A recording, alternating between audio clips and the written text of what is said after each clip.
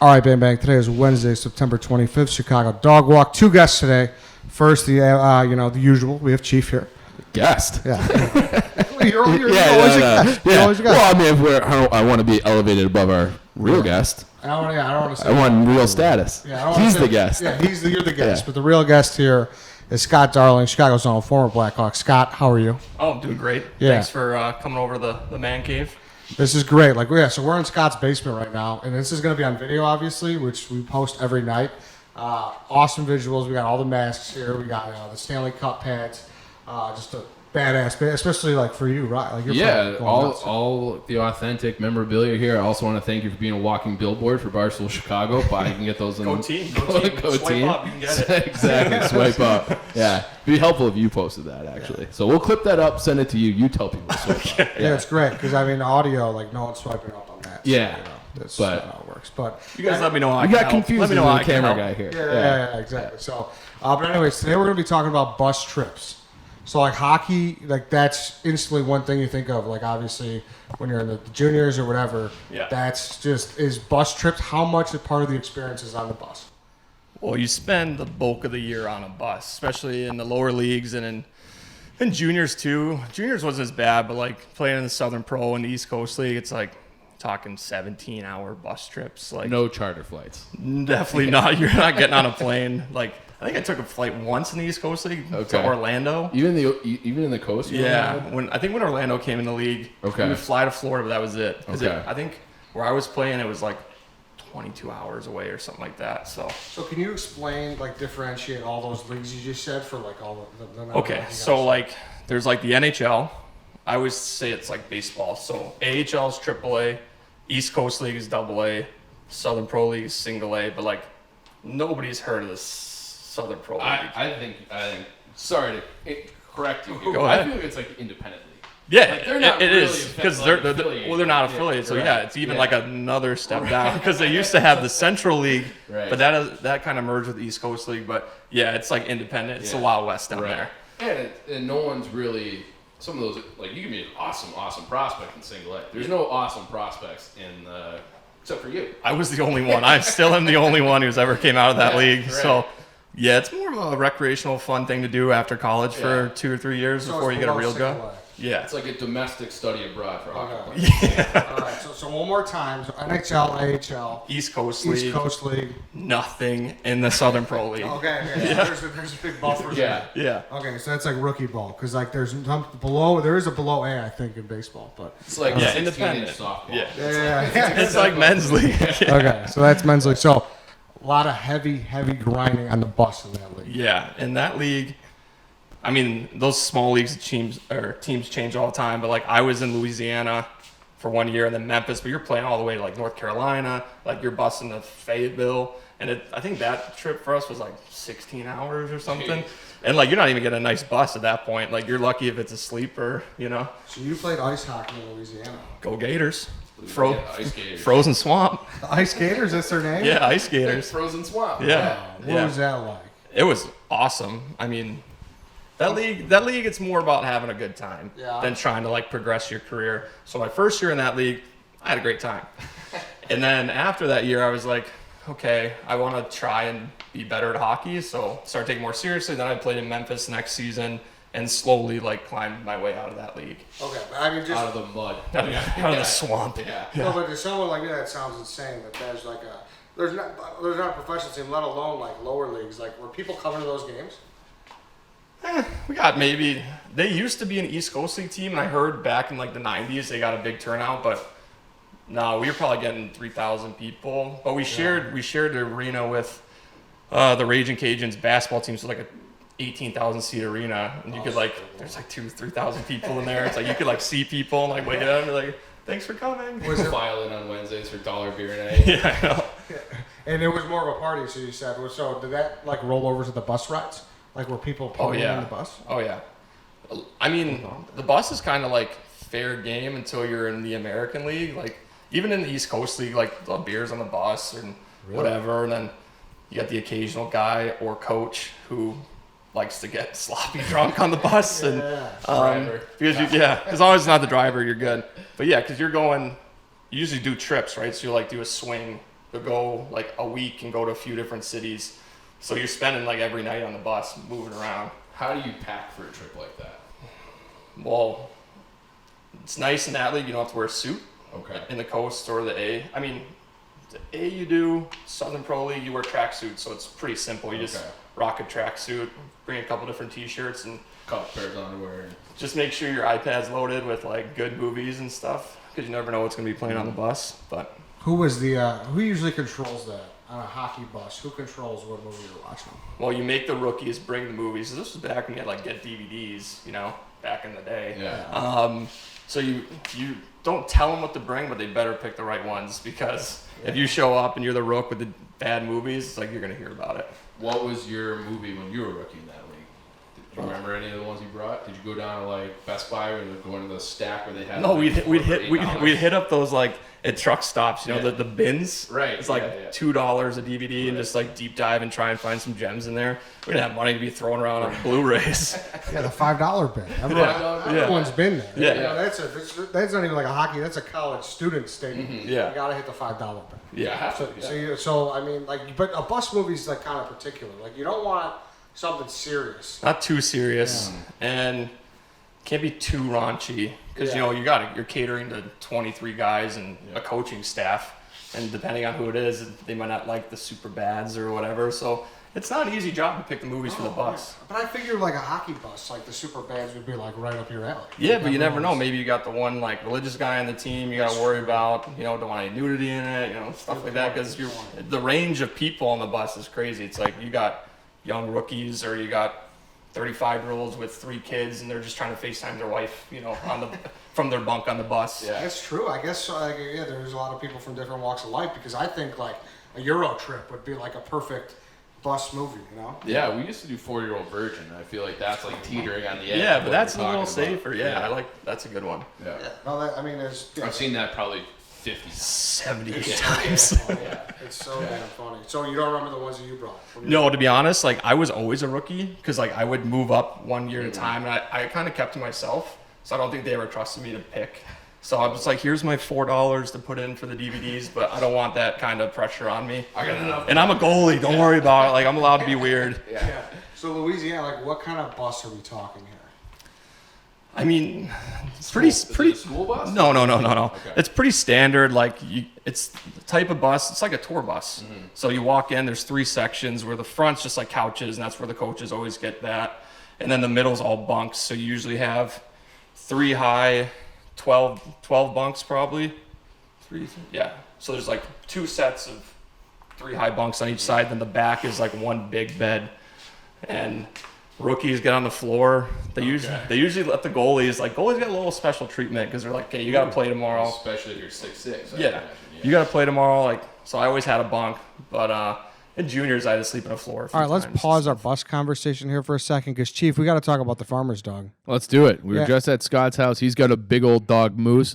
That dog looks like he should have some farmer's dog as well. Moose would love the farmer's dog, because the farmer's dog, they worked with top vets to make sure their food was complete and balanced for your dog. So they're getting the nutrition they need to thrive.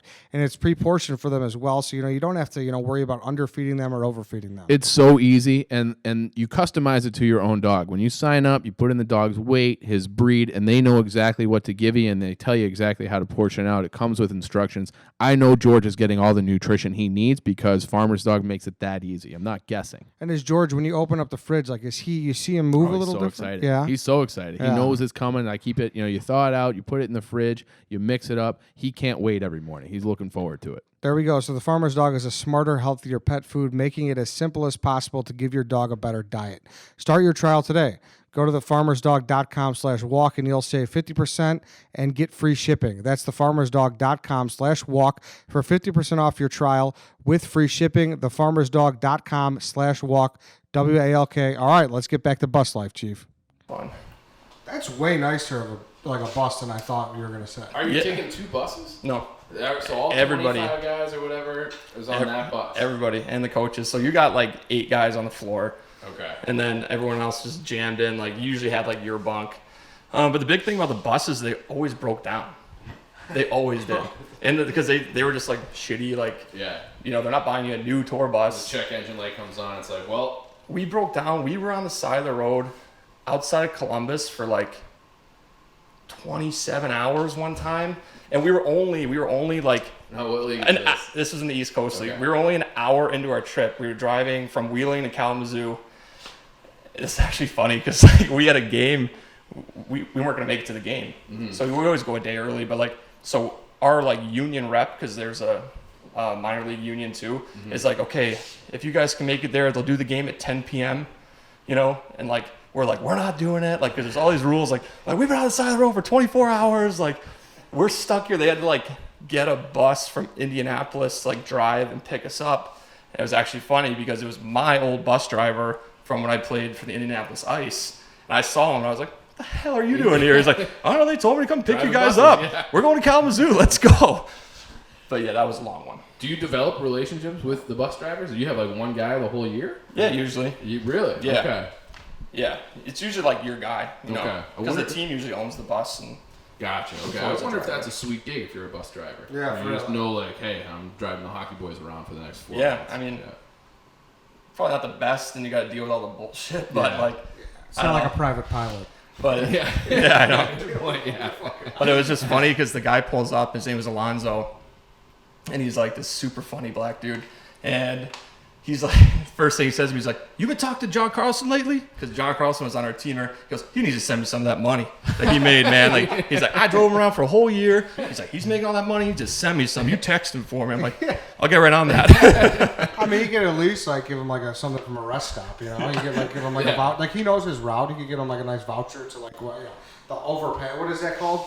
You know what I mean? Yeah, When it's yeah. like the over thing. Yeah, the overpass. The overpass. exactly. Yeah. The Oasis. The Oasis. Yeah. Yeah. Well, Oasis, Yeah. you could at least like, you know, get him like a banner there or something. You know? Yeah. That would be a nice gesture. Send them some merch. Yeah. Like that. I would love some merch. So if I had a buddy who's playing like in the NHL, Yeah. I'll take some merch. Yeah, that'd be or, great. Or Milwaukee Admirals or whatever. Yeah. For sure. Hey, You we gotta rock swap merch. Come on. I'm always hitting you up for merch. True. Oh, see my Yeah. shirt. Yeah. There we go. 2 merch plugs. Scott Darling knows what he's doing here. Number one guest ever. So what are we doing on these when it breaks down? Like they Hoping you're near a gas station. Yeah. And that's about it, man. Because like usually the power goes with it. So like me, I was always very prepared. I think my mom got me an iPad for Christmas, so I always had that thing stocked up. And then that was the worst one. Usually it's like a couple hours. The truck will come fix whatever happened, but that one was crazy. And we were about a mile from a gas station. Like we let like climb off the highway and like walk down, Jeez. so we were able to eat at least. Was it dark? Like or was it For part of the day, because it was over a 24 day. Yeah, The sun went down. Sorry, Yeah. no question. But was it like to you? Like, did they take you off the bus immediately, or you could just sit? No, on no, the you bus? just lay in your bunk. Yeah. You generally what you do is you try and go to sleep and hope it's moving when you wake up. Yeah. That's the way to do it. Yeah. Are you like?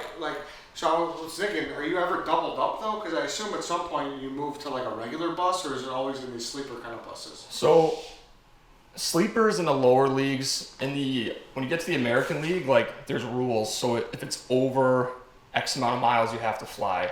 But where I played in the conference I played for Milwaukee and Rockford. All the teams are pretty close. You're playing the Wolves, playing Iowa.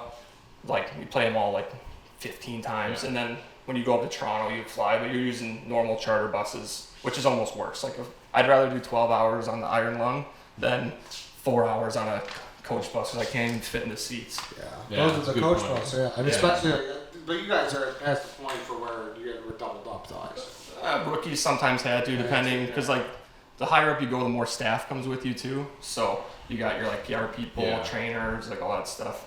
What about getting stopped at the border with Canada? Like, was that like a thing? Yeah, I was always Was that pretty a heart smooth. racing thing, depending on who it was? Yeah, I mean, I'm trying to think, because there's only AHL teams in Canada, to my knowledge. It might have changed now, but you're always flying, so it's like you go through normal customs in the AHL, but in the NHL they make it pretty easy. Like the customs will come to your plane. Yeah. There's only, I think Winnipeg's the only place where you really have to like go through an airport and like do Oh, really? customs. Okay. Yeah, What about the spitters? Are there just spitters everywhere? everywhere, because everybody chews, and Yeah. like in the minors, just like Gatorade bottles spit everywhere. Yeah. What about piss in the Gatorade bottles?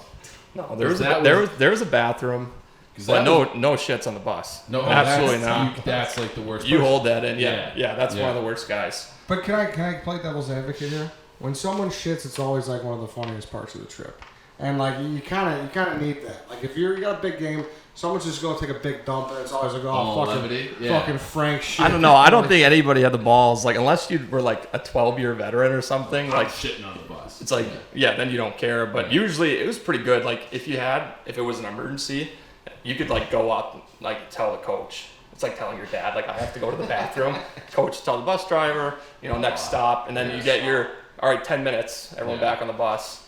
But so they were pretty good about that. What's with this? Carl always likes to say when we're ever talking about hockey, he always likes to talk about dip between the toes. Do people do that? Is this I thought that was like a softball thing. I thought that was like I heard like rumors of that, and in college we had a couple guys did it as like a joke.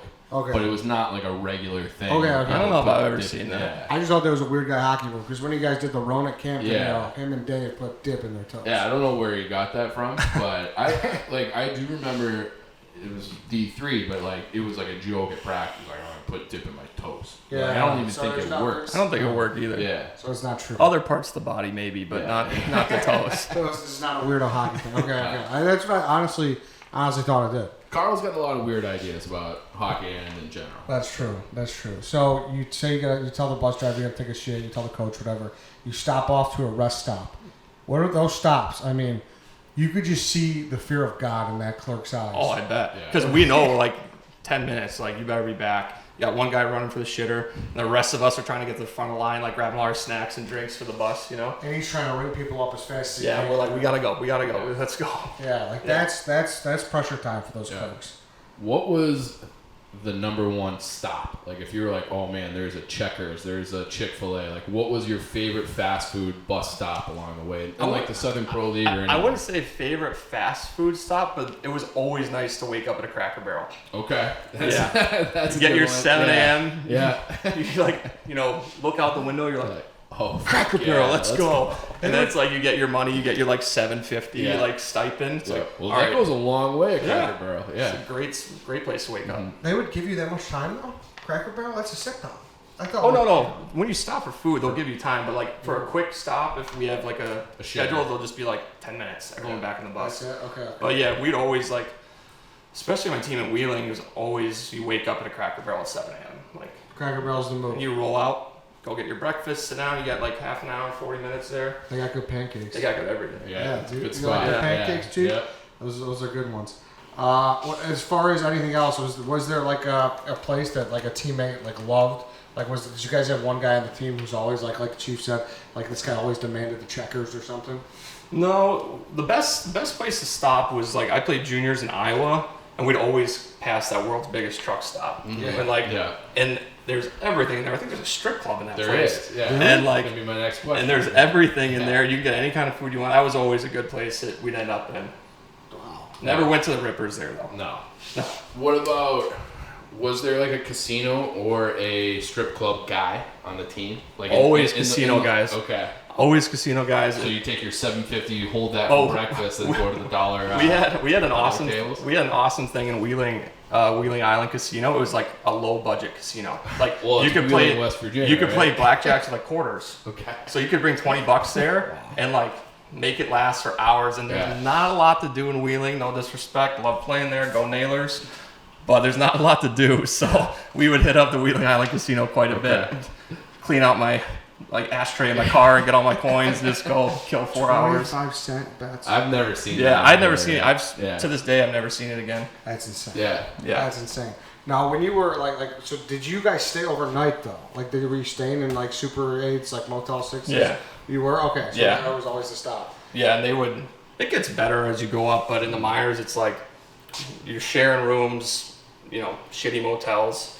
But would you ever prefer to stay on the bus? Be like, hey, you can have the roommate, or I'm sure it happened. Yeah. I never did it because usually after like 12 hours, like get me the hell out of here. Yeah, you're done with it. Yeah. I feel like can we transition to like from this life to the good life? I know about the good life. I feel like this will be part 2. There's gonna be 2 parts. Second part would be great. Yeah. All right, we're going to stop right there, everybody. We went a little long, and I want to split this into 2 parts. We got to the bus talk in this one. I want to get into the private jet talk tomorrow, which we did get to with Scott, so we're going to pause here, Check out for tomorrow on Thursday, and you will hear part 2 with Scott Darling.